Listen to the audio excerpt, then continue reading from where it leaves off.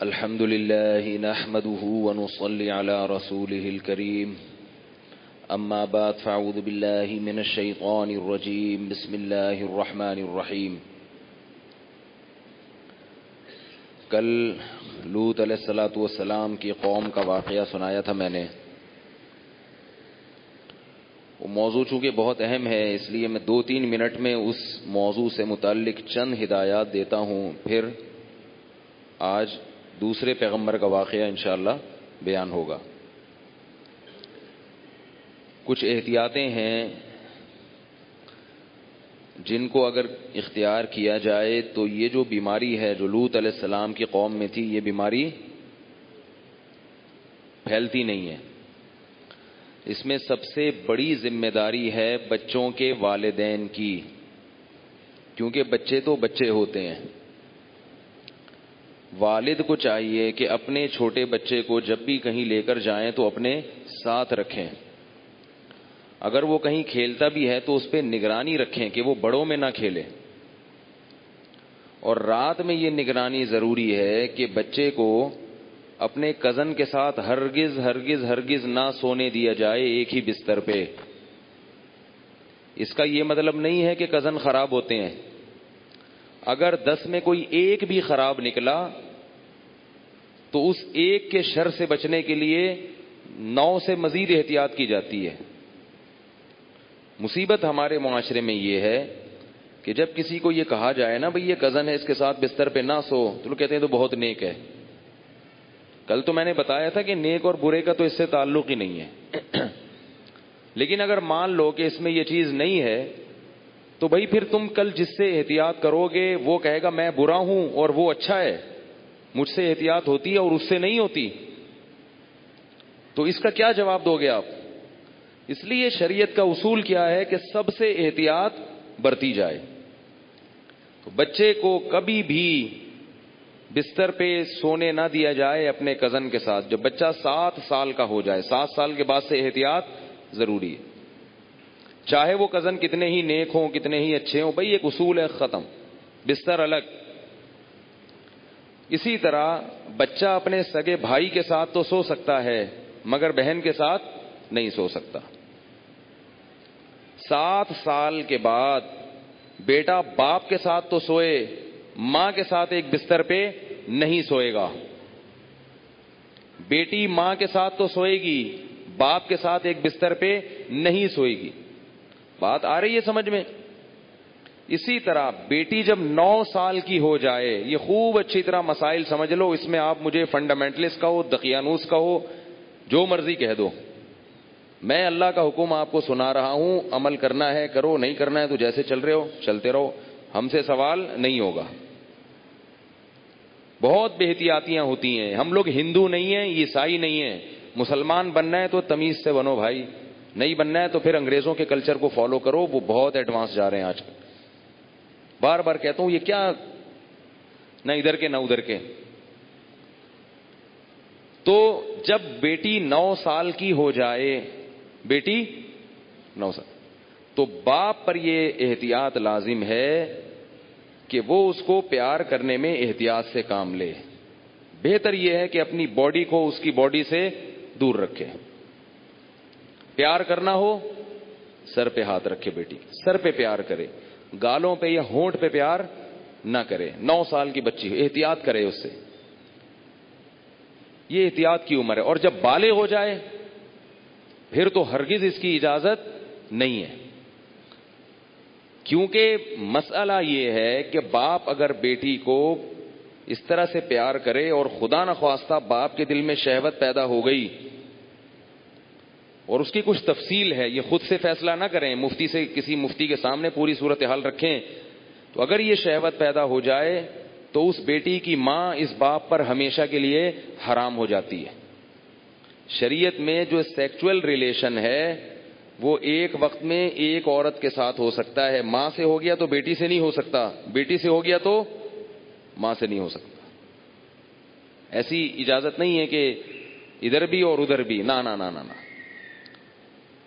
سوتیلی بیٹی جو ہے نا، قرآن نے کیا کہا ہے کہ جب کسی عورت سے نکاح ہوا تمہارا اور نکاح کے بعد اس عورت سے تمہارا سیکچول ریلیشن قائم ہو گیا تو اس عورت کی بیٹی تم پر ہمیشہ کے لیے حرام ہو گئی.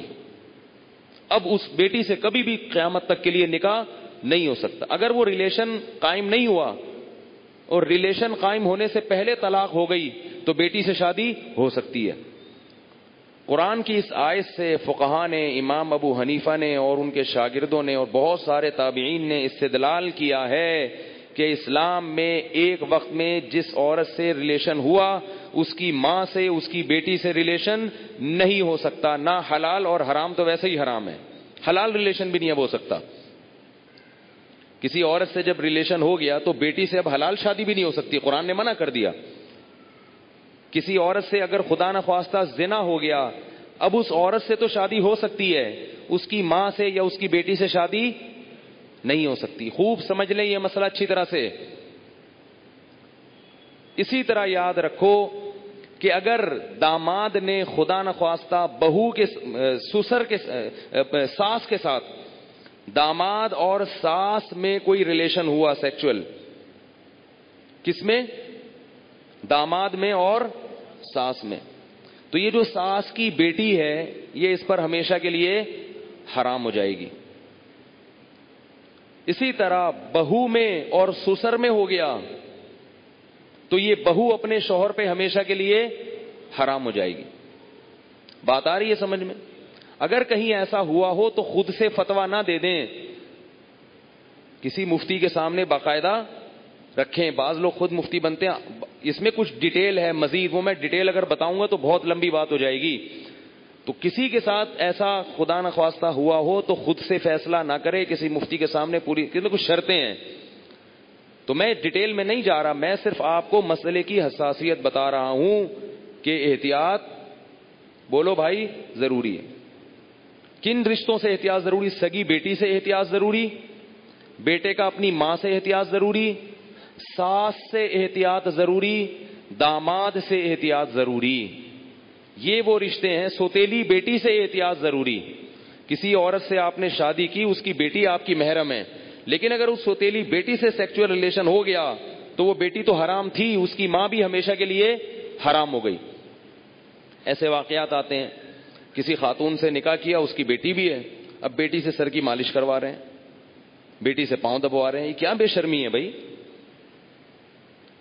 جوان بیٹی سے جو ہے نا وہ پاؤں دبوا رہے ہیں، سر کی مالش کروا رہے ہیں. اور بہت سارے ایسے واقعات آتے ہیں. فون آتے ہیں کہ جی جوان بیٹی تھی، اس سے ایسے میں کر رہا تھا تو مجھے شہوت پیدا ہو گئی، میں کیا کروں؟ کیا کریں بھائی؟ آپ کی بیوی حرام ہو گئی اور کیا کرو؟ حضرت یہ کیا؟ مجھے تو پتہ ہی نہیں تھا. شریعت کے علم، مسئلے کا علم نہ ہونا، اس سے یہ تھوڑی کہ شریعت ہی بدل جائے گی. آپ گئے پاکستان آئے، آپ کو نہیں پتا کہ لال بتی پہ گاڑی روکنی ہے اور ہری پہ چلانی ہے. آپ کو پتہ نہیں تھا. لال بتی پہ آپ سگنل توڑ کے آگے چلے گئے، پولیس والے نے روکا تو آپ کہہ رہے مجھے تو پتہ ہی نہیں تھا کہ لال پہ رکتے ہیں. چھوڑ دے گا آپ کو وہ؟ تو اسی طرح اللہ بھی نہیں چھوڑتے کہ پتہ ہی کوئی نہیں، آپ کو پتہ ہی نہیں تھا آپ کو. تو یہ خوب سمجھ لیں، ان رشتوں میں احتیاط کی بہت سخت ضرورت ہے. اسلام پاکیزہ نظام بنانا چاہتا ہے. بہو گھر میں آئی ہے تو سسر کے لیے وہ بیٹیوں کی طرح ہے. جب بھی اس پہ نگاہ ڈالے، کیسی نگاہ ڈلے گی؟ بیٹی جیسی. اور اس کو ہاتھ نہ لگائے. پیار کرنا ہے بہو کو، سر پہ ہاتھ رکھے. سمجھ رہے ہیں؟ نہیں سمجھ میں آ رہی نا؟ کیا کریں؟ بہو کو پیار کرنا ہے تو کیا کرنا ہے؟ سر پہ ہاتھ رکھنا ہے بس. بیٹیوں کی طرح بس سر پہ ہاتھ رکھا بس. کیسے بے شرمی کے واقعات آ رہے ہیں. خواتین بتاتی ہیں کہ سسر صاحب آ رہے ہیں. وہ خواتین، کئی خاتون آئی ہیں بہو امریکہ سے، سسر صاحب ایئرپورٹ پہ لینے پہنچے ہوئے ہیں اور گلے مل رہے ہیں اس سے. بہو کو تکلیف ہو رہی ہے، اس کو شرم آ رہی ہے کہ ہمارے سسر کیا کر رہے ہیں. اس کو شرم محسوس ہو رہی ہے کہ میرے یہ سسر صاحب کیسے ہیں. لیکن وہ بیچاری بول نہیں سکتی. وہ بولے گی تو سسر کیا کہیں گے کہ مجھے باپ نہیں سمجھتی، مجھے باپ مجھ پہ شک کرتی ہے. کیوں بھائی؟ تو سسر کو مسئلہ سمجھا دیں. میں یہ نہیں کہہ رہا کہ وہ بیچارہ غلط ہوگا، ہو سکتا ہے وہ بیٹیوں ہی کی طرح گلے مل رہا ہو، اور ہر ایک کی سوچ غلط نہیں ہوتی، کسی سے بدگمان ہونے کی اجازت نہیں ہے. اصول ہیں بھائی. 100 آدمیوں میں سے ایک اگر غلط ہوگا تو اس ایک غلط کے شر سے بچانے کے لیے مزید 99 کو بھی منع کیا جائے گا. الحمدللہ ہمارے گھروں میں خیر غالب ہے. سسر بہو کو بیٹیاں کی طرح سمجھتے ہیں, بہویں سسر کو باپ کی طرح سمجھتی ہیں. ہمارے معاشرے میں ابھی شر کا عنصر کم ہے, خیر اس معاملے میں الحمدللہ غالب ہے, مگر یہ غالب ہی رہے تو اچھا ہے. اگر یہ بے احتیاطیاں ہوئیں تو خیر کم ہو جائے گی اور شر غالب آ جائے گی. تو اچھے اور خاندانی لوگوں کے ہاں یہی ہوتا ہے کہ بہویں اپنے سسر کے سامنے ذرا لپٹ کے بیٹھتی ہیں, چادر وادر سر پہ لے کے بیٹھتی ہیں, ایک تقدس ہوتا ہے, ایک رشتہ ہوتا ہے. اسی طرح یاد رکھو بہو کے لیے, سسر کے لیے یہ غلط ہے, جائز نہیں ہے کہ وہ بہو کے کمرے میں بغیر پرمیشن کے داخل ہو جائے. یہ بھی ہوتا ہے. سسر صاحب کیا کرتے ہیں, شادی ہوئی ہے, دروازہ کھول کے بہو کے کمرے میں گھس گئے. وہ بیچاری کس حال میں بیٹھی ہوئی ہے, کس حال میں لیٹی ہوئی, اور اس کو غصہ آتا ہے تو کہتے ہیں میں باپ ہوں, میں بھی پرمیشن لے کے آؤں. تو حیا بھی کوئی چیز ہوتی ہے. تو جوان بیٹی کے کمرے میں باپ کو اس طرح نہیں گھسنا چاہیے. بیٹی کا بھی باپ سے کوئی حیا تو ہوتی ہے نا. تو اس لیے ان چیزوں میں احتیاط برتو. ہم کسی پہ الزام نہیں لگا رہے, کسی پہ شک نہیں کر رہے, یہ سارے کیسز ہو رہے ہیں. ایک صاحب کہتے ہیں کہ میرے والد صاحب نے میری بیوی کے لیے چوڑیاں لاتے ہیں تو میری بیوی کا ہاتھ پکڑ کے اس کے ہاتھ میں چوڑیاں ڈال رہے ہیں. وہ صاحب کہہ رہے ہیں مجھے اچھا نہیں لگ رہا کہ میرے ابا میری بیوی کے ساتھ ایسا کیوں کر رہے ہیں. اس کو غیرت آ رہی ہے بیٹے کو کہ یار یہ ابا کیا کر رہے ہیں.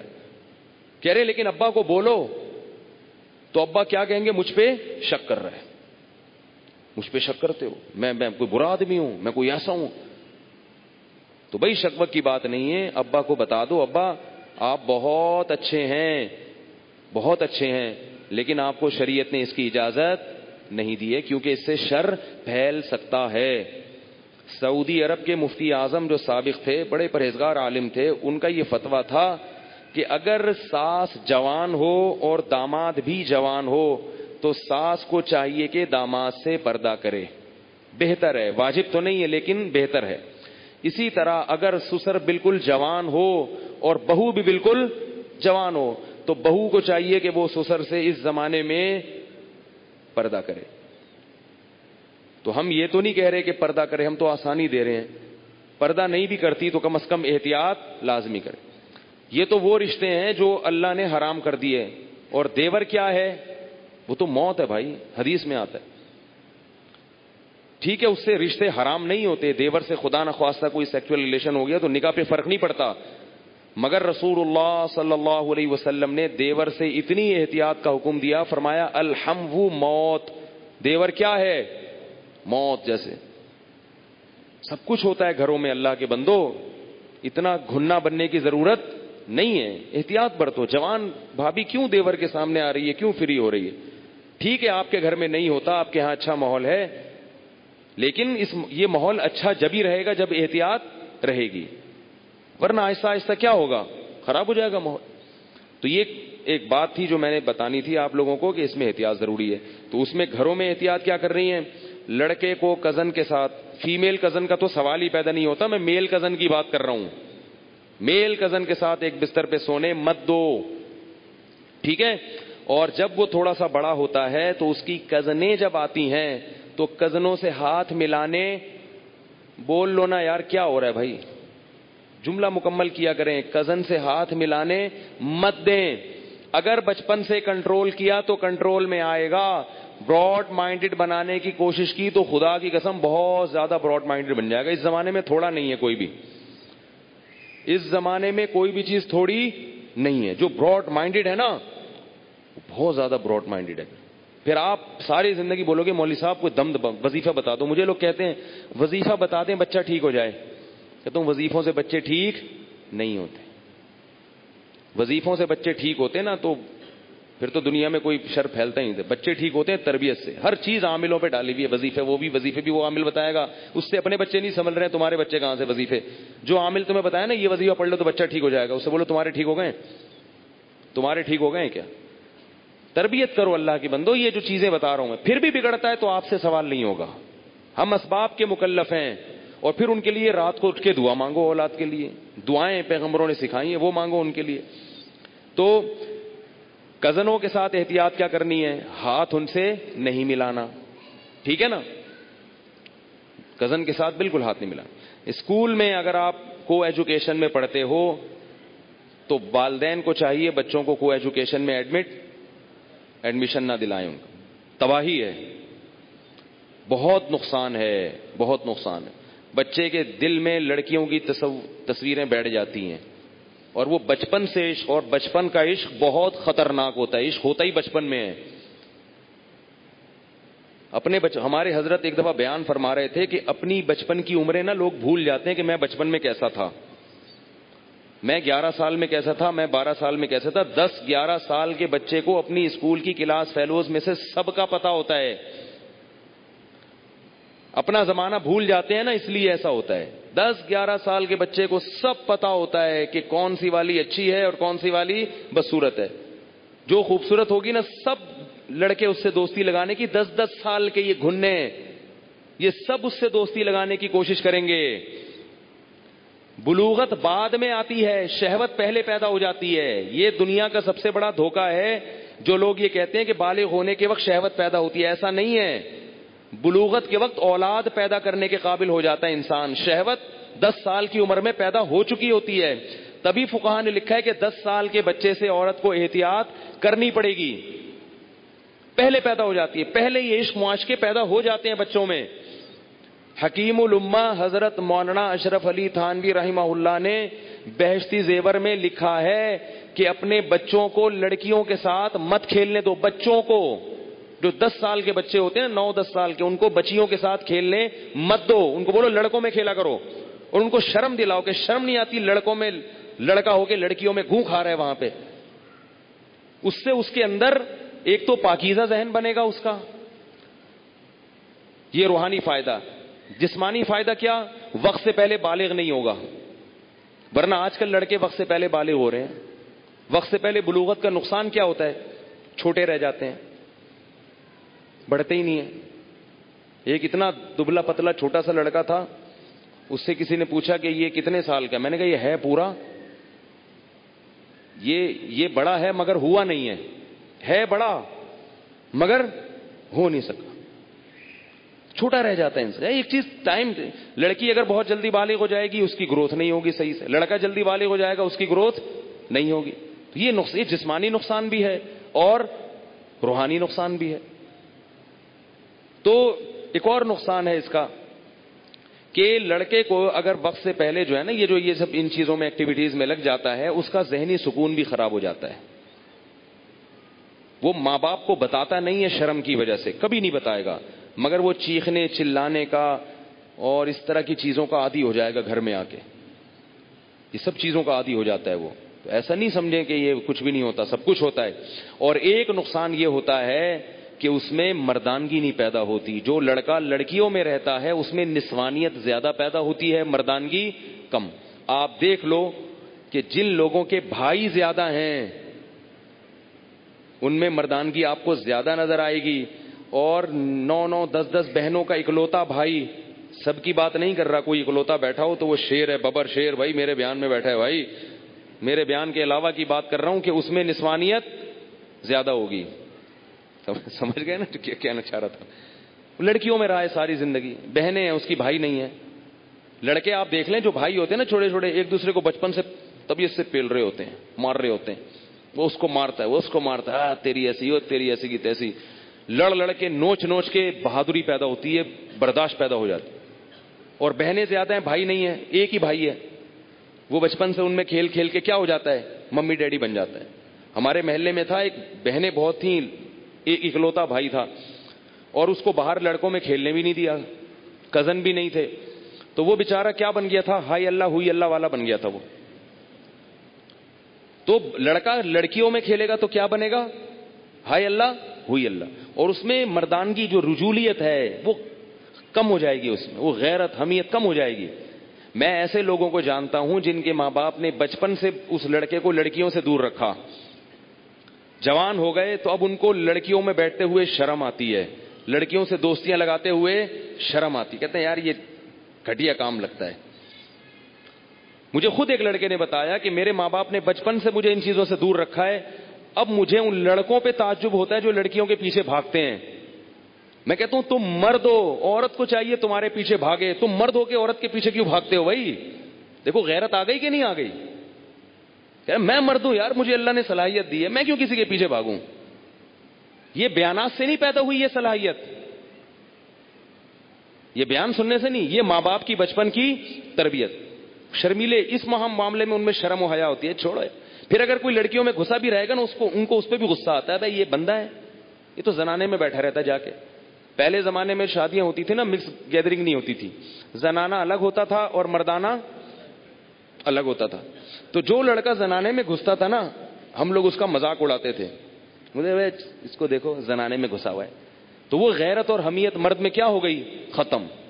اب جو زنانے میں گھسا ہوا ہے, بولا یار یہ پتہ نہیں کیسے گھس گیا یار, سلام ہے بھائی, تو یار سلام ہے یار, ہم لوگ تو گھس نہیں سکتے یار, پتہ نہیں کیا ٹرک اس کو خود ہی بلایا یار ان لوگوں نے, یار سلام ہے بھائی. ٹھیک ہے, یہ ہو رہا ہے. ماں باپ کا بڑا گہرا دخل ہے. دیکھو خود زندگی اگر خراب گزر گئی تو گزر گئی, توبہ کر لو, اپنے بچوں کو مت بگاڑو. کو ایجوکیشن میں ایڈمیشن مت کراؤ, تباہ ہو جائیں گے, برباد ہو جائیں گے, لڑکیوں کے عشق معاشقے میں مبتلا ہو جائیں گے, ذہنی مریض بن جائیں گے. ان کو لڑکیوں سے دور رکھو, اور جب بالغ ہو جائے شادی کرا دو ان کی. وہی والی بات ہے جو کل کی تھی میں نے, ٹھیک ہے نا, وہ فٹ فاٹ رہے گا, بڑی اچھی زندگی گزارے گا. تو احتیاطیں سمجھ میں آ گئیں, یہ احتیاطیں کرنی. اب میں اگلا موضوع چلاتا ہوں جلدی سے. تو لوط علیہ الصلوۃ والسلام کی قوم کا واقعہ ختم ہوا. لوط علیہ السلام کے بعد جس پیغمبر کا قرآن مجید میں ذکر ملتا ہے وہ ہیں حضرت شعیب علیہ السلام. وَيَا قَوْمِ لَا يَجْرِمَنَّكُمْ شِقَاقِي أَن يُصِيبَكُم مِّثْلُ مَا أَصَابَ قَوْمَ نُوحٍ أَوْ قَوْمَ هُودٍ أَوْ قَوْمَ صَالِحٍ وَمَا قَوْمُ لُوطٍ مِّنكُمْ بِبَعِيدٍ. شعیب علیہ السلام تھے اہل مدین کی طرف. اس قوم میں کیا برائی تھی؟ اس قوم میں برائی یہ تھی کہ وہ شرک بھی کرتے تھے, اور ایک اور بدماشی کہ ناپ تول میں کمی. تاجر بڑے ٹھگ تھے, 2 نمبر تاجر پیدا ہو گئے تھے. ہر تاجر کیا کرتا تھا, 2 نمبری, گڑبڑ. تو شعیب علیہ السلام نے ان کو جا کے سمجھایا, بھائی تم حلال کماؤ. یہ نہیں کہ وہ سود لے رہے ہیں, یہ نہیں کہ وہ حرام کاروبار کر رہے ہیں. کاروبار بذات خود حلال ہے, طریقہ کون سا ہے, حرام. آج تو بہت سے کام ہی حرام ہو رہے ہیں. تو وہ کیا کرتے تھے کہ گاہک کو بیوقوف بناتے تھے. گاہک بھی تو اسی قوم کا تھا نا, لیکن وہ بھی کیا کرتا تھا, جب اس کی باری آتی تھی وہ بیوقوف بناتا تھا. یعنی ہماری اصطلاح میں کہہ سکتے ہیں ٹوپیوں کا باقاعدہ بزنس ہو رہا تھا. ٹھیک ہے, ہر شخص کو جس کو جہاں موقع ملتا کسی کو ٹوپی کرانے. ایک ہوتا ہے ٹوپی پہنانا, ایک ہوتا ہے ٹوپی کرانا. پہنانا جائز ہے, ثواب ملے گا. ٹوپی کرانا کیا ہے, بولو بھائی, حرام ہے. ٹوپی پہناؤ, اس کو ٹوپی پہناؤ, لیکن کراؤ نہیں ٹوپی. تو وہ کیا کرتے تھے, جہاں جس کا موقع ملتا ہے نا ڈنڈی. میں اس لیے کہہ رہا ہوں کہ آج ہمارا بھی یہی حال ہے, جس کو جہاں ٹوپی کرانے کا موقع ملتا ہے وہ ٹوپی کرا دیتا ہے. پیسوں کے معاملات میں تو صاف ستھرا بہت ہی مشکل سے چراغ لے کے تلاش کرو تو ملتا ہے کوئی بندہ پیسوں میں کلیئر ہو.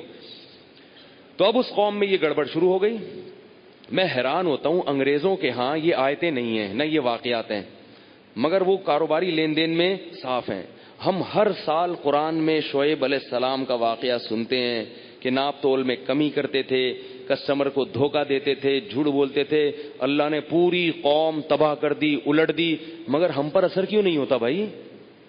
ہمارے پاس تو اللہ کی کتاب ہے, ان کے پاس تو کوئی کتاب نہیں ہے. فرق پتہ ہے کیا ہے؟ ہم صرف سنتے ہیں. ہمارے ہاں ان چیزوں میں تربیت کا کوئی نظام نہیں ہے. ان کے ہاں اس چیز میں تربیت کا باقاعدہ نظام ہے. ویسے جنرل نالج کے بتاؤں, انگریزوں میں سارے ایسے ہیں بھی نہیں, سارے ایسے نہیں ہیں. غیر مسلموں میں بڑی بڑے ٹوپی, باپ تو بھول جاؤ گے ان کی ٹوپیوں کے مقابلے میں, جیسی ٹوپیاں وہ جو کراتے ہیں. تو ایسا نہیں ہے کہ اتنی خوش فہمی, اتنی یعنی احساس کمتری کا شکار نہیں ہونا چاہیے کہ وہ سارے ہی اچھے ہیں. وہاں بھی بڑے بڑے ٹوپی باز ہیں, ایسی ایسی ٹوپیاں کراتے ہیں کہ آپ بھول جاؤ گے. تو لیکن پھر بھی اگر کسی کافر میں یہ ہے تو کہاں سے آئی؟ یعنی اگر وہ معاملات میں صاف ہے تو کہاں سے آیا؟ اس کی وجہ کیا ہے کہ ان کے ہاں قانونی طور پہ تربیت کا انتظام ہے. میڈیا کے ذریعے اور ہر لحاظ سے اس کو پروموٹ کرتے ہیں, اپریشیٹ کرتے ہیں, جو بھی یعنی معاملات میں صاف ستھرا ہوگا. ہمارے کیا ہے کہ جو بھی کلیئر بندہ ہوگا اس کو ترقی کرنے ہی نہیں دیتے. نہ دفتروں میں آگے جانے پائے گا, نہ گھر میں, کہیں بھی وہ پٹتا ہی رہتا ہے بیچارہ ہر جگہ.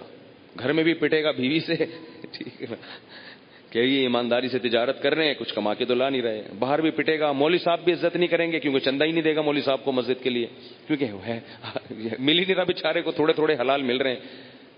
پیر صاحب بھی خوش نہیں ہے, پیر صاحب کو مرید ہدیہ نہیں دے رہا, مولوی صاحب کو مسجد کا چندہ نہیں دے رہا, اور ابا کو پیسے نہیں دے رہا. حلال تو ویسے ہی ہوتا ہے نا, میں اکثر سناتا ہوں نا, ہمارے حضرت دال کھاتے تھے روزانہ, تو کسی نے کہا یہ روز دال کیوں؟ حضرت فرمایا حلال میں تو اتنا ہی ہوگا بھائی. بہرحال بعض لوگوں کو اللہ حلال میں وسعت بھی دے دیتا ہے, بدگمان ہونا جائز نہیں ہے کہ کوئی پراٹھے کھا رہا ہے تو آپ کہیں کہ یہ حلال کے نہیں ہے. تو کیا کرتی تھی وہ قوم, گڑبڑ کیا کرتی تھی, ناپ تول میں کمی. اب شعیب علیہ السلام نے ان کو کہا اوفوا الکیل ولا تکونوا من المخسرین, ڈنڈی مت مارا کرو, صحیح صحیح ناپ کے دیا کرو. آڈٹ کا جو نظام ہے نا اپنا سسٹم, اس کو صحیح کرو. تو قوم پتہ ہے کیا جواب میں کہتی ہے؟ اچھا, پھر یہ بھی کہا کہ انی اراکم بخیر, تم لوگ قحط میں مبتلا نہیں ہو. یا تو ہو نا کسی کے کھانے کو روٹی نہیں ہے, بھوک سے مر رہا ہے, وہ کہے یار چلو میں کسی کی جیب سے 5 روپے نکال لوں تو اپنی کمر سیدھی کر لوں. ایسا نہیں ہے, سب کو اللہ رزق دے رہا ہے. آج بھی ایسا ہے, اللہ سب کو رزق دے رہا ہے, مگر منہ سے ہر وقت غربت غربت غربت غربت ہر وقت بولتے رہتے ہیں. تو قوم پتہ ہے جواب میں کیا کہتی ہے؟ یا شعیب اصلاتک تأمرک ان نترک ما یعبد آباؤنا او ان نفعل فی اموالنا ما نشاء. کیا عجیب جواب ہے. اس آیت سے پتہ چلتا ہے کہ شعیب علیہ السلام پہلے سے نماز پڑھتے تھے, عبادت کرتے تھے, دین کے احکام کو فالو کرتے تھے. قوم کو اس پر کوئی اعتراض نہیں تھا. لوگ کہتے تھے بہت اچھا کام ہے, آپ نماز پڑھ رہے ہیں, آپ روزے رکھ رہے ہیں, ایسے مولوی بہت اچھے ہوتے ہیں, ایسے مولوی بہت. اعتراض کس بات پر ہے؟ کہ یہ تمہاری نماز تمہیں کہتی ہے کہ ہمارے داخلی معاملات میں دخل اندازی دو. ہے بھائی, یہ کیسی نماز ہے بھائی؟ آج بھی جو ایتھیس قسم کے لوگ ہیں وہ کیا کہتے ہیں کہ جو ان میں بہت نیک ہوتے ہیں وہ کہتے ہیں مذہب آپ کا نجی معاملہ ہے, مولوی کو ہمارے ملک کے نظام میں یا گھریلو سسٹم میں ٹانگ اڑانے کی اجازت نہیں ہے. یہاں نہیں, یہاں ٹانگ نہیں اڑائے. یہاں یہ نہیں کہ قرآن یہ کہتا ہے, حدیث یہ کہتی ہے, نا نا نا نا نا. مسجد کے اندر 4 دیواری میں, گھر کے اندر مذہب جتنا ہو, باقی جو ہے نا اسلام کی بات, مذہب کی بات ایوانوں میں, اسمبلیوں میں, عدالتوں میں نہیں ہونی. اس کا مطلب ہے کہ اللہ کو معاذ اللہ اتنا ایسا اللہ کو بنا کے رکھ دیا ہے کہ جو پیدا کرنے والا ہے اس کو اپنے گھر سے بھی باہر رکھو, اس کو اپنے ملک سے بھی باہر رکھو. اللہ اس نظام کو پسند نہیں کرتے. اللہ کہتے ہیں مجھے یہ والا مذہب نہیں چاہیے, سب سے پہلے میں ہوں, سب سے پہلے میں. اللہ یہ کہتے ہیں. مولوی تو بیچارہ نمائندہ ہوتا ہے جو اللہ کا حکم بتا رہے اپنے لیے بھی دوسروں کے لیے بھی, وہ اس لیے بتا رہا تھا کہ مجھے بھی توفیق مل جائے, اس کو اپنا بھی ڈر ہوتا ہے. تو قوم کیا کہہ رہی ہے؟ صلاتک تأمرک, تیری نماز کہہ رہی ہے کہ یہ تو عجیب سی نماز ہے, یہ والی نماز ہم کو نہیں چاہیے. تو شعیب علیہ السلام نے کیا کہا؟ یا قومی لا یجرمنکم شقاقی ان یصیبکم مثل ما اصاب قوم نوح او قوم ہود او قوم صالح. اے میری قوم, تو اچھا اس قوم کو بھی واقعات معلوم تھے, اس آیت سے پتہ چلتا ہے. اے میری قوم, ایسا نہ ہو کہ جو عذاب نوح علیہ السلام کی قوم پہ آیا جس کا تمہیں پتہ ہے, یا جو عذاب قوم ہود پر آیا, یا جو عذاب قوم صالح پر آیا, ایسا نہ ہو کہ وہی تم پر بھی آ جائے. اور یہ بھی کہنے لگے وما قوم لوط منکم ببعید, لوط علیہ السلام کی قوم تو بہت قریب ہے تم سے, جا کے دیکھ لو ان کے حالات, وہ تو ابھی ماضی کا قریب کا قصہ ہے. وَيَا قَوْمِ لَا يَجْرِمَنْ وَيَا قَوْمِ اسْتَغْفِرُوا رَبَّكُمْ ثُمَّ تُوبُوا إِلَيْهِ. اے میری قوم اعتراضات چھوڑ دو, استغفروا ربکم, رب سے توبہ استغفار کرو. دیکھو وہ لوگ استغفار کا مطلب سمجھتے تھے, ہم لوگ استغفار کا مطلب نہیں سمجھتے. جب شعیب علیہ السلام نے کہا استغفار کرو تو ایسا تو ان کے لیے تو بڑا آسان تھا, ایک تسبیح استغفار کی صبح پڑھ لیتے, ایک تسبیح شام کو پڑھ لیتے. کہتے اتنی سی بات ہے تو ہمیں تو نماز پہ ویسی کوئی اعتراض نہیں، تو استغفار کی ایک تصویر پہ کیا اعتراض ہوگا؟ وہ سمجھتے تھے کہ استغفار کا مطلب ہے گناہ سے توبہ، جو ڈنڈی مار رہے ہیں یہ چھوڑیں اور پھر اللہ سے توبہ کریں۔ یہ والی توبہ آج کل مارکیٹ سے کیا چل رہی ہے؟ بہت سی چیزیں مارکیٹ میں شارٹ ہو گئی ہیں بھائی، لوگ چینی کو روتے ہیں، یہ شارٹ ہو گئی، وہ شارٹ ہو گئی، وہ بھائی بہت ساری چیزیں شارٹ ہوئی ہوئی ہیں۔ تو یہ والی توبہ آج کل مارکیٹ سے کیا چل رہی ہے؟ شارٹ چل رہی ہے۔ استغفار، استغفر اللہ، ڈرامہ دیکھ کے بھی استغفار ہو رہا ہے، ہائے ہائے کیسا ہو گیا، کیسی ہیروئن ہے، توبہ توبہ، ٹھیک ہے نا، کیسا ہیرو ہے، ہائے اتنا گندا گانا، توبہ توبہ استغفر اللہ۔ تو یہ استغفار چل رہا ہے آج کل۔ تو استغفار کا مطلب وہ لوگ، بولو بھائی سمجھتے، وہ کچھ لوگ بیٹھے ہوئے تھے نا، ایک بس میں جا رہے تھے، سب ایک بس میں جا رہے تھے، ذرا دیندار تھے وہ، تو سب نے تہیہ کیا بھائی اگر کوئی لڑکی خاتون واتون نظر آ گئے نا تو استغفار پڑھنا بھائی، ٹھیک ہے نا، کیا کرنا ہے تاکہ نظریں نیچی کر لیں، توبہ استغفار۔ تو جیسے ہی ایک نے پڑھا نا استغفار استغفر اللہ، تو سب نے کہا کہاں ہے کہاں ہے کہاں ہے، سب نے کیا کہا، وہ لاشعوری طور پر نکل گیا نا کہ چلو استغفار کریں گے لیکن ذرا دیکھ تو لیں، بولے بتا یار کہاں ہے کہاں، تو وہ لاشعوری طور پر ہوتا ہے یہ دعا بعض دفعہ۔ تو شعیب علیہ السلام نے کیا کہا؟ استغفروا ربکم ثم توبوا الیہ ان ربی قریب مجیب ان ربی رحیم ودود۔ ایک جگہ فرمایا رحیم بھی ہے اور بہت محبت کرنے والا ہے۔ ودود محبت کی سپرلیٹو ڈگری ہے، بہت محبت کرے گا تم سے، بہت زیادہ محبت، اتنی محبت کہ اس کے لیے تم نے گناہ چھوڑ دیا بھائی، بہت محبت کرے گا۔ تو ظاہر ہے اللہ جب محبت کرتا ہے تو ہماری طرح نہیں ہے کہ بہت محبت ہے بس ہے، تو بھائی یہ پیسے دو، اتنی محبت ہے تو ٹھیک ہے نا۔ آپ کو کوئی دوست پریشانی میں آئے آپ کے پاس، بہت پریشان تھا، اس کو پیسوں کی ضرورت تھی، وہ آپ اس سے کہہ رہے ہیں یار مجھے تمہیں، آپ کو پتہ نہیں تھا کہ ابھی یہ پیسے بھی مانگ لے گا مجھ سے، کہہ رہے یار مجھے تم سے بہت محبت ہے، ایکچولی میں بتا نہیں سکتا، بہت محبت ہے۔ وہ بڑا خوش ہو گیا بھائی اب تو ٹھیک ہے بھائی، تو کہہ رہے یار مجھے نا 100 روپے کی ضرورت ہے۔ اب آپ کہہ رہے یار یہ کیسے موقع پہ میں نے اظہار کر دیا محبت کا، ٹھیک ہے نا۔ تو ہم لوگوں کی محبت کیسی ہوتی ہے؟ ایسی ہوتی۔ اگر ہمیں پہلے سے پتا ہوتا پیسے مانگتا ہے تو ہم کیا کہتے ہیں؟ یار محبت کچھ نہیں ہوتا، مفتی صاحب نے بیان کیا تھا لویریہ پر، وہ جا کے سن لینا، پھر ایسا کہیں گے ہم۔ تو اللہ جب کہہ رہا ہے نا کہ استغفار کرو گے تو میں کیا کروں گا؟ ودود، بے پناہ محبت کروں گا، بے پناہ محبت۔ اس کا مطلب ہے کہ پھر اللہ نوازے گا، بہت بہت نوازے گا، رزق کی فراوانی کر دے گا، رزق کے دروازے کھول دے گا، دل میں سکون ڈال دے گا۔ اگر پریشانی بھی آئے گی تو درجات کو بلند کرنے کے لیے، جیسے یعقوب علیہ السلام پر پریشانی آئی، جیسے یوسف علیہ السلام پر پریشانی آئی تاکہ مصر کا بادشاہ بنا دوں، پھر وہ پریشان کرنے کے لیے پریشان نہیں کرے گا، وہ پریشان کرے گا خوشی دینے کے لیے۔ آپ حیران ہو کہ خوشی دینے کے لیے بھی کوئی پریشانی ہوتی ہے؟ ہوتی ہے۔ حدیث میں آتا ہے کہ ایک بوڑھی عورت نے نبی صلی اللہ علیہ وسلم سے پوچھا کہ کیا بوڑھی عورتیں جنت میں کیا میں جنت میں جاؤں گی؟ آپ نے فرمایا نہیں۔ ارے بھائی، نبی کے منہ سے ایک عورت سن لے کہ میں جنت میں نہیں جاؤں گی، اس پہ کیا گزرے گی؟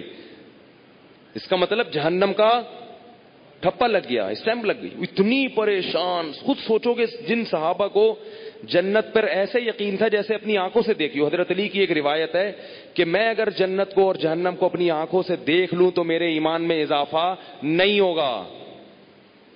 تو جن لوگوں کا ایمان ایسا ہو نبی پر، ایک ایک بات پر، وہ نبی کے منہ سے سن لیں کہ میں جنت میں نہیں جاؤں گی تو اس پہ قیامت نہیں آ گئی ہوگی۔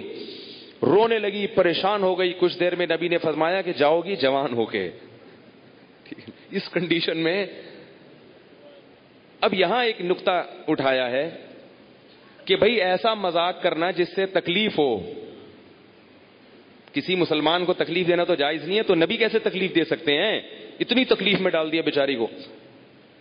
تو اس کا جواب یہی ہے کہ بعض دفعہ تکلیف کسی بہت بڑی خوشی کا پیش خیمہ ہوتی ہے۔ نہیں آئی بات؟ اگر پہلے تکلیف میں نہ ڈالا جاتا تو بعد میں جو اس کو راحت ہوئی ہے نا، وہ راحت نہ ہوتی، وہ خوشی نہ ہوتی۔ اس خوشی تک پہنچانے کے لیے پہلے تھوڑا سا تنگ کرنا ضروری ہے۔ ورنہ وہ خوشی نہ ہوتی.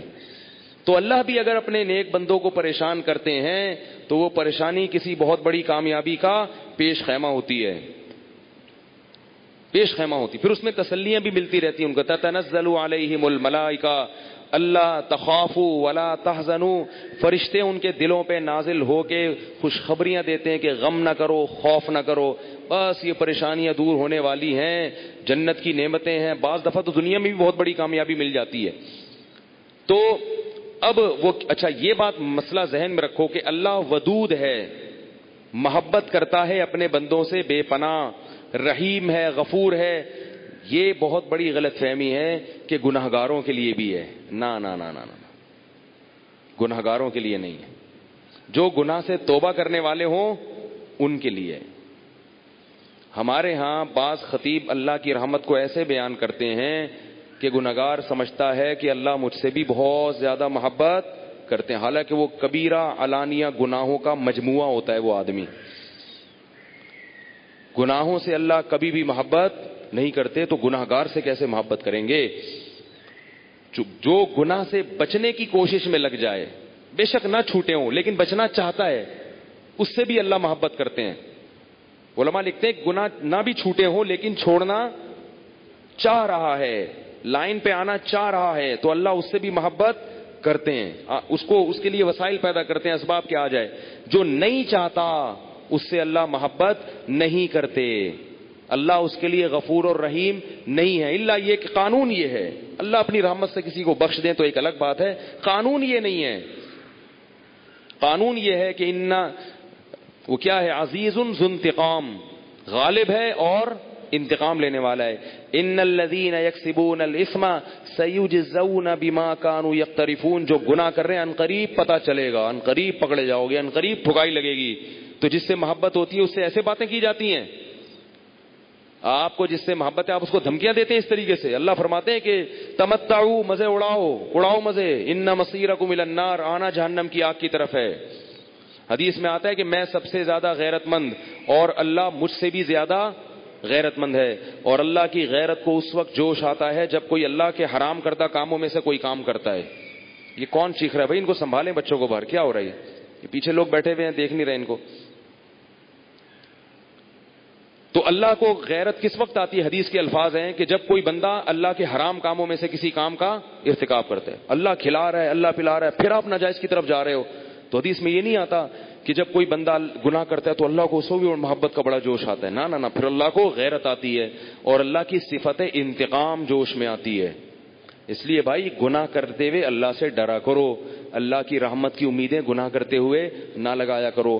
ایسا نہ ہو کرنے کے دوران کوئی چھت گر جائے، زمین پھٹ جائے. بنی اسرائیل نے گناہ کیا تھا نا، ہفتے کے دن اللہ نے منع کیا شکار مت کرو، انہوں نے کر لیا تو کیا اللہ بڑا غفور رحیم؟ اللہ نے معاف کر دیا فوراً. رات کو سوئے ہیں تو صبح کیا ہوا ہے؟ بندر اور سور جیسی شکلیں بنی ہوئی تھی. اللہ ہم سب کو محفوظ رکھے. تو گناہ سے بچنا چاہو گے تو اللہ کی رحمتیں ہیں، اللہ کی محبتیں ہیں. گناہ سے بچنے کا ارادہ نہیں کرتے تو پھر جہنم ہے، پھر جنت نہیں ہے. سمجھ رہے ہو کہ نہیں سمجھ رہے بھائی؟ یہ باتیں کہتے ہوئے مجھے بھی ڈر لگتا ہے، مجھے بھی ڈر لگتا ہے. تو شعیب علیہ السلام نے کیا کہا کہ اللہ کیا ہے؟ رحیم بھی ہے اور ودود بھی، قریب بھی ہے اور مجیب بھی. مجیب تمہاری دعاؤں کو سنے گا، لیکن یہ چھوڑ دو. اور ہم کیا کہتے ہیں؟ حج بھی کر لیں، عمرے بھی کر لیں، سارے کام کر لیں، جو گندگی میں جو برائی میں مبتلا ہیں وہ نہ چھوڑیں. سمجھ رہے ہو؟ ہمارے حضرت فرمایا کرتے تھے کہ کبھی کسی پیغمبر نے یہ اپنی قوم کو نہیں کہا کہ تم تہجد نہیں پڑھو گے تو اللہ کا عذاب آ جائے گا، تم اشراق نہیں پڑھو گے تو اللہ کا عذاب آ جائے گا، تم عمرہ نہیں کرو گے تو اللہ کا عذاب آ جائے گا، تم حج نہیں کرو گے نفلی حج تو اللہ کا عذاب آ جائے گا. کبھی بھی نہیں کہا. کیا کہا ہے؟ شرک چھوڑ دو، قطع رحمی چھوڑ دو، رشتہ داری توڑنا چھوڑ دو، اور کیا؟ ناپ تول میں کمی چھوڑ دو، لڑکوں سے بدفعلی چھوڑ دو، زنا چھوڑ دو. سمجھ رہے ہو؟ سود لینا چھوڑ دو ورنہ اللہ کے اعلان جنگ ہے تمہارے خلاف. سودی بینک میں جاب کرنا چھوڑ دو، کیونکہ نبی نے فرمایا سود لینے دینے والا لکھنے والا بھی ویسا ہی ہے. آپ مینیجر بن کے بیٹھے ہوئے ہیں بینک میں باقاعدہ، لیکن عمرے ہو رہے ہیں، نفلی حج بھی ہو رہے ہیں، گناہ نہیں. عمرے کی اپنی حیثیت ہے، بہت بڑی عبادت ہے عمرہ، خاص طور پہ رمضان میں عمرہ تو حج کے برابر ہے، ایک روایت میں آتا ہے، بہت فضیلت ہے. لیکن یہ عمرہ آپ کو اللہ کے عذاب سے نہیں بچا سکتا جب تک اپنی ناجائز کاموں کو نہیں چھوڑو گے. میں پچھلے سال عمرے پہ تھا، کسی سے بدگمان نہیں ہو رہا، میرے پڑوس میں ایک پوری فیملی آئی ہوئی تھی عمرہ کرنے کے لیے، بڑی فیملی تھی. مجھے جو ہوٹل میں کمرہ تھا نا، اس کے ساتھ والے 2-3 کمرے انہوں نے بک کرائے ہوئے تھے، لڑکے لڑکیاں کزنیں سب مکس. انہوں نے بتایا کہ ہم ہر سال آتے ہیں، جوان کزنیں، جوان کزن، بے پردگی کا کھلا ماحول، سب اکٹھے آئے ہیں نا بھائی، جتنی چچازاد پھوپھیزاد بہنیں بھائی سارا بڑا خاندان تھا، بڑی فیملی تھی، سارے ہر سال آتے ہیں اور ایک ہی کمرے میں کزن بھی ہے اور اس کی فیمیل کزن بھی ہے، وہ سب ایک ہی کمرے میں پوری رات ان کے کہے چلتے تھے، ہاں ہاں ہاں ہو کزنوں کے ساتھ فری ہو رہے ہیں، سیڑھیوں پہ 2 ادھر بیٹھے ہوئے گپے لگ رہی ہیں. پھر جناب جب ٹائم ہوتا تھوڑا سا رات کو، اب سحری کا وقت ختم ہونے والا ہے، تو چلو ذرا سا طواف کر کے آ جاؤ. طواف کرنے جا رہے ہیں، دوپٹہ لے لیا انہوں نے لڑکیوں نے اور وہ سب جا رہے ہیں. میں تو 2 کمرے ادھر اور ایک ادھر، اس فیملی میں 2 کمرے اس طرف تھے میرے اور ایک کمرہ میرے. اس لیے مجھے پتا، یہ نہیں کہ میں جا کے تجسس کر رہا تھا، کسی کے تجسس حرام ہے، جائز نہیں ہے، سامنے بیٹھے ہوتے تھے جب ادھر. تو وہ جو لڑکے تھے، میں نے ان سے 2-3 سوالات پوچھے. میں نے کہا آپ لوگ کیسے آئے؟ انہوں نے کہا ہر سال آتے ہیں. اب وہ بیچارے، ان کی مینٹل اپروچ اتنی نہیں تھی کہ میں ان کو اس وقت یہ سمجھاتا. ہر چیز کا موقع ہوتا ہے نا، اب بے موقع سمجھاؤ گے تو فائدے کے بجائے نقصان ہوتا. ان کو تو میں نے کہا ماشاءاللہ یہ بھی غنیمت ہے کہ وہ سوئٹزرلینڈ نہیں جا رہے ہر سال. اتنے پیسے والے لوگ لگ رہے تھے، وہ چاہتے تو بھائی سوئٹزرلینڈ چلے جاتے ہر سال. یہ بھی غنیمت ہے کہ انہوں نے چلو ہر سال اگر جاتے بھی ہیں کہیں تو کہاں جاتے ہیں؟ حرم کی. میں نے کہا چلو یہ ہر ایک میں پازیٹو پوائنٹ نکالنا چاہیے نا. لیکن مجھے افسوس بہت ہو رہا تھا کہ آپ کے لیے عمرہ اتنا ضروری نہیں ہے، اس بے حیائی کے ماحول کو ختم کرنا زیادہ ضروری ہے. یہ جو بے شرمی اور بے حیائی کا ماحول ہے کہ جوان کزنوں کے ساتھ فری ہو رہے ہیں، ہاں ہاں ہو ہی گپوں کا ماحول ہے، بھابیاں دیور سب فری سٹائل، اللہ کو اس پہ عذاب قہر آئے گا. اور یہ عمرہ اللہ کے عذاب سے نہیں بچا سکتا. عمرہ نہ کرتے، گھر میں اس پردے کے ماحول کو پروموٹ کر دیتے، اللہ کو یہ زیادہ پسند تھا. بلکہ عمرہ تو کرنا ہی اس لیے چاہیے کہ ہمارے دل میں اللہ کی اتنی محبت پیدا ہو کہ ہم سے جو گناہ نہیں چھوٹ رہے وہ چھوٹ جائیں. لڑکی اس لیے عمرہ کرے کہ اللہ مجھ سے کزن سے پردہ نہیں ہو رہا، میں اس لیے عمرہ کر رہی ہوں کہ شاید اس کی برکت سے مجھے پردے کی توفیق مل جائے. اس لیے عمرہ کرے بھائی، فائدہ تب ہوگا. اگر نہیں نیت ہی نہیں ہے گناہ چھوڑنے کی تو عمرے پہ عمرے کرتے چلے جاؤ، نہیں چھوٹیں گے اور پکے ہو جاتے ہیں. بلکہ شیطان دل میں تسلی ڈال دیتا ہے کہ ہمیں کیسے عذاب ہوگا، ہم تو ہر سال عمرہ کر کے آتے ہیں. مجھے بتاؤ اگر شعیب علیہ السلام کی قوم ناپ تول میں کمی نہ چھوڑتی اور وہ چلی جاتی عمرہ کرنے کے لیے، بات ہو جاتی، شعیب علیہ السلام مطمئن ہو جاتے. وہ کہتے ہیں ہم ہر سال عمرہ کریں گے لیکن ٹوپی کرانا نہیں چھوڑیں گے. شعیب علیہ السلام کہتے بھائی تم، میں جو کہہ رہا ہوں وہ عمرے کا نہیں کہہ رہا. تو ہمارے نبی نے عمرے کو فرض نہیں قرار دیا، پردے کو فرض قرار دیا ہے عورت کے لیے، لڑکی کے لیے حیا کو فرض قرار دیا ہے. سمجھ رہے ہو؟ عمرہ ضرور کرو اس نیت سے کہ اللہ کی محبت دل میں پیدا ہو جائے تاکہ مجھ سے گناہ چھوٹ جائیں. ورنہ وہاں جا کے بھی بعض خواتین ایک طوفان بدتمیزی کھڑی کر دیتی ہیں، ذرا بھی حیا نہیں کرتی، ذرا بھی شرم نہیں. اور مرد بھی وہاں جا کے بعض بالکل ایسے بدنظری پہ اتر آتے ہیں اور وہ بالکل ان میں وہ ختم ہو جاتے. سب کی بات نہیں، اکثریت تو الحمدللہ اللہ کے گھر کی عظمت کا خیال کرتی ہے. تو شعیب علیہ السلام کیا کہہ رہے ہیں بار بار؟ میرا رب رحیم بھی ہے اور ودود بھی، بڑی محبت کرتا ہے، بڑی چھوڑ دو. لیکن تو محبت کب کرے گا؟ جب گناہ چھوڑو گے. تو وہ قوم جواب میں کیا کہتی ہے؟ قالوا یا شعیب ما نفقہ کثیرا مما تقول، اے شعیب تیری زیادہ تر باتیں ہماری سمجھ میں نہیں آتی. دیکھو یہ کوئی ایسی بات ہے جو سمجھ میں نہ آئے. جیسے کل میں نے بیان کیا تھا نا، تو اس میں بھی لوگ کہتے ہیں یار یہ مولوی صاحب پتہ نہیں کیا باتیں کرتا ہے، ہر 4 دن کے بعد گھما کے شادی پہ لے آئے گا، ہماری سمجھ میں یہ بندہ نہیں آتا. تو مجھے یہ شعیب علیہ السلام کی آیت یاد آتی. میں تو ویسا نہیں ہوں, میں تو نالائق ہوں. میں تو جو باتیں کہہ رہا ہوں اس لیے کہ تاکہ مجھے بھی, شعیب علیہ السلام نے قوم سے کہا تھا وما اريد ان اخالفكم الى ما انهاكم عنه, جو میں تمہیں کہہ رہا ہوں نا میں خود بھی اس پر عمل کرتا ہوں, جبکہ میں یہ دعویٰ نہیں کرتا. میں کہتا ہوں جو میں آپ سے کہہ رہا ہوں میں خود بھی اس پر عمل کی کوشش کرتا ہوں, اور اللہ سے ڈرتا رہتا ہوں کہ مجھ سے اس کی مخالفت نہ ہو جائے, اور اللہ سے دعا کرتا ہوں اللہ اگر کبھی مخالفت ہو جائے تو فوراً توبہ کی توفیق دے دے. تو میں کبھی اپنے آپ کو آپ سے برتر یا آپ سے منفرد, میں بالکل آپ جیسا ہی ہوں. لوگ مجھے اس پہ کہتے ہیں کہ اتنی تواضع صحت کے لیے نقصان دہ ہے. لوگ کہتے ہیں تم بھی ہمارے جیسے ہو, ہم تمہارا بیان بیٹھ کے کیوں سنیں. تو میں کہتا ہوں نہیں سنو, میں نے بٹھایا تمہیں یہاں پہ, میں نے کہا ہے سننا ہے سنو, نہ پتلی گلی سے نکلو. سمجھ میں آ رہا ہے تو سنو, نہیں آ رہا تو نہیں سنو. تو ہم کب کہتے ہیں کہ ہم بہت بڑے بزرگ ہیں؟ ہم تو اس لیے کہہ رہے ہیں کہ بھائی ہم سے بھی آپ جیسے ہی ہیں, بالکل ہم بھی اسی معاشرے میں پیدا ہوئے ہیں. تو میں تو اس لیے کہہ رہا ہوں, مجھے میں اپنے آپ کو بھی سمجھا رہا ہوں بھائی تو انسان کا بچہ بن جا. تو میں بار بار کہتا ہوں تو وہاں بیٹھ کے اپنے آپ کو تنہائی میں کبھی کبھار کہتا ہوں وہاں بیٹھ کے تو بہت بڑی بڑی باتیں کرتا ہے. تو سب ایک جیسے ہیں بھائی, اس سے ضرورت سے زیادہ عقیدت کی چندہ ضرورت نہیں ہے. بہت زیادہ عقیدت کر لیتے ہیں لوگ, پھر ذرا سی کسی میں کوئی کوتاہی دیکھی تو کافر ہو جاتے ہیں. بھائی سارے ایک جیسے ہیں. باتیں صحیح کر رہا ہوں, کیا خیال ہے؟ 2 نمبر ہی نہیں کر رہا. 2 قسم کے مولوی ہیں مارکیٹ میں. ایک تو بہت اونچے لوگ ہیں جو ہمارے بزرگ ہیں اکابر, وہ 3 قسم کے, وہ اصحاب والسابقون السابقون میں. ایک بہت ہی 2 نمبر ہیں. وہ کیا کر رہے ہیں, لوگوں کو غلط غلط باتیں بتا رہے ہیں اپنی دکان چمکانے کے لیے, تاکہ رش لگ جائے, پبلک کی جو ڈیمانڈ ہے اس پہ چلو. میں ایسا 2 نمبر الحمدللہ نہیں. یہ اللہ کی رحمت سے امید ہے کہ ایسا نہیں کہ اپنی مارکیٹ بنانے کے لیے یا ہدیے نذرانے لینے کے لیے آپ کو ٹوپیاں کرانا, ٹوپی کے خلاف بیان میں ٹوپی کرانا شروع کر دوں. آپ الحمدللہ کنٹینر میرا نہیں ہے. کنٹینر سمجھتے ہیں نا, ایک بہت بڑے چھوڑو ہیں پاکستان میں, بہت بڑی فلم ہے بھائی.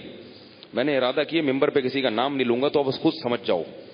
مجھے بہت سے لوگ کہتے ہیں حضرت نام نہ لیا کریں, نہیں لے رہا نام, کنٹینر سے سمجھ جاؤ. انہوں نے ایک دفعہ بیان میں قوم سے خطاب کرتے ہوئے کہا, میں پہلے نہیں سمجھتا تھا کہ دنیا میں کوئی ایسا بھی ہو سکتا ہے. انہوں نے قوم سے خطاب کرتے ہوئے کہا, اور میں نے خود سنا ہے, وہ بھی پیر و مرشد ہیں اور بڑے اسکالر سمجھے جاتے ہیں. تو انہوں نے یہ کہا کہ امام ابو حنیفہ نے عشاء کے وضو سے فجر کی نماز پڑھی ہے کتنے سال؟ 40 سال. ٹھیک ہے, یہ روایت ثابت ہے. کہنے لگے میں نے مغرب کے وضو سے فجر پڑھی ہے, باوجود اس کے کہ مجھے دل کا عارضہ بھی تھا. ابے تم تو امام حنیفہ سے بھی کیا نکل گئے, چاہ رہا تھا. تو میں جب بیٹھا ہوا تھا میں نے کہا یار اس کو ریورس کر کے دوبارہ لگاؤ, شاید ہم نے غلط سنا ہے. یعنی حضرت کا معمول ہے مغرب سے لے کے فجر تک مسلسل عبادت کرنے کا, باوجود اس کے کہ دل کا عارضہ بھی ہے. مرے نہیں ابھی تک. بہت پہنچے, یا تو یہ بہت پہنچے ہوئے ہیں یا بہت بڑے چھوڑو, اور اتنا پہنچا ہوا اس زمانے میں مشکل ہے بھائی. تو اس کا مطلب کیا ہے؟ لیکن پبلک ان کے پاس ہے یار, پبلک ادھر ہے بھائی. تو بھائی ایسے 2 نمبر الحمدللہ نہیں ہے. باقی عملی لحاظ سے کوشش میں ہم بھی لگے ہوئے ہیں, آپ بھی لگے ہوئے ہیں, تو مل جل کے کوشش کر لیتے ہیں. کیا خیال ہے سب سے, تاکہ کچھ سیٹنگ ہو جائے, تو اس کی کوشش کر رہے ہیں. تو ناپ تول میں کمی چھوڑ دو, ٹھیک ہے نا, ٹوپی کرانا چھوڑ دو کسٹمر کو. اگر نہیں چھوڑے تو عمرہ کرنے سے اللہ کے عذاب سے نہیں بچ سکتے. نفلی حج سے اللہ کے حج بھی کرتے ہیں نا, تو وہ بھی اس میں دھاندلی کر کے جا رہے ہوتے ہیں. دوسرے کا حق ہے, رشوت دے کے وہ مار لیا, اپنا وہ سیٹ آ گئی, پھر چلے گیا. تم دھاندلیاں کر کے تو حج کر رہے ہو, اللہ کے بندو کیا کر رہے ہو. تو یہی شعیب علیہ السلام کی, میں یہ واقعہ مکمل کر دوں, 2 آیتیں رہ گئی ہیں بس. تو وہ کیا قوم جواب میں کہنے لگی, یا شعیب ما نفقہ کثیرا مما تقول, ہے شعیب تواڈی گل ساڈی سمجھ وچ نہیں آندی, تسی کہندے کی ہو ساڈی عقل وچ نہیں آندا. اب حالانکہ بڑی صاف کلیئر باتیں تھیں. اور آگے کہنے لگے ولولا رہتک لرجمناک, تیرا قبیلہ نہ ہوتا نا تو پتھروں سے مار کے ہلاک کر دیتے. قبیلہ ہے, جنگ چھڑ جائے گی, اس سے بچنا چاہتے ہیں. اور ایک عزت دار قبیلہ ہے, ذرا خاندان کا خیال کر رہے ہیں, خاندان. شعیب علیہ السلام نے جواب میں کیا کہا, ارہتی اعز علیکم من اللہ, میرے خاندان کا خیال ہے، اس خدا کا خیال نہیں ہے، اس اللہ کا خیال نہیں ہے جس کے عذاب سے تمہیں ڈرا رہا ہوں۔ اگر تم یہ کہتے کہ ہم تجھے مار دیتے لیکن ہمیں ڈر لگتا ہے کہ باتیں تو اللہ ہی کی کر رہا ہے نا، باتیں تو اللہ ہی کی کر رہا ہے بھائی، اللہ رسول کی باتیں ہیں۔ لوگ بہت سے گناہگار ہوتے ہیں لیکن کہتے ہیں یار یہ مولوی صاحب بات تو اللہ رسول کی کر رہا ہے، بھائی کیا کریں یار۔ تو شعیب علیہ السلام کہہ رہے ہیں انسانوں کا خیال ہے، جو پیدا کرنے والا ہے اس کا خیال نہیں ہے۔ وَاتَّخَذْتُمُوهُ وَرَاءَكُمْ ظِهْرِيًّا، اس خدا کو تم نے پیٹھ کے پیچھے ڈال دیا ہے، پس پش ڈال دیا ہے۔ إِنَّ رَبِّي بِمَا تَعْمَلُونَ مُحِيطٌ، میرا رب تمہارے ایک ایک ڈائلاگ کو نوٹ کر رہا ہے، ایک ایک لفظ کو نوٹ کر رہا ہے، وہ سب دیکھ رہا ہے۔ وَيَا قَوْمِ إِنَّ رَبِّي بِمَا تَعْمَلُونَ مُحِيطٌ وَيَا قَوْمِ اعْمَلُوا عَلَى مَكَانَتِكُمْ، اے میری قوم تم بھی عمل کرو اور ہم بھی اپنا عمل کر رہے ہیں۔ فَسَوْفَ تَعْلَمُونَ، ان قریب پتہ چل جائے گا۔ اللہ فرماتے ہیں فَلَمَّا جَاءَ أَمْرُنَا نَجَّيْنَا شُعَيْبًا وَالَّذِينَ آمَنُوا مَعَهُ بِرَحْمَةٍ مِنَّا، اپنی رحمت سے ہم نے شعیب اور اس کے ساتھ ایمان والوں کو بچا لیا۔ وَأَخَذَتِ الَّذِينَ ظَلَمُوا الصَّيْحَةُ، اور ان ظالموں کو ایک زوردار آواز آئی ہے، ایک فرشتے نے چیخ ماری ہے۔ فَأَصْبَحُوا فِي دَارِهِمْ جَاثِمِينَ، صبح کی ہے اس حال میں کہ سب اپنے گھروں میں اوندھے مرے ہوئے پڑے ہوئے تھے۔ أَلَا بُعْدًا لِمَدْيَنَ، اللہ فرماتے ہیں سنو اہل مدین بھی اللہ کی رحمت سے دور ہو گئے، کما بعیدت ثمود، جیسے قوم سمود اللہ کی رحمت سے دور ہوئی تھی۔ آخری بات بتا دوں کہ اللہ نے قوم عاد کو ہوا سے تباہ کیا اور قوم سمود کو آواز سے۔ اس میں بھی حکمت مفسرین نے بیان کی ہے، اس لیے کہ یہ دونوں بڑی طاقتور قومیں تھیں اور ان کو سب سے ہلکی چیز سے اللہ نے ہلاک کیا۔ آواز سے مارنا آسان نہیں ہے، بہت زور سے چیخو گے تو کان کے پردے پھٹیں گے زیادہ زیادہ، کان کے پردے، لیکن دل کسی کی حرکت بند ہو جائے اگر اور زور سے تو جو کمزور دل کے ہیں وہ تو مریں گے، طاقتور دل کے نہیں مریں گے۔ تو اللہ نے بتایا قوم عاد کو کہ ہوا چلاؤں گا تم تو ہوا سے مر جاؤ گے، اور اٹھا اٹھا کے ہوا نے پٹخا۔ اور قوم سمود کو کیسے؟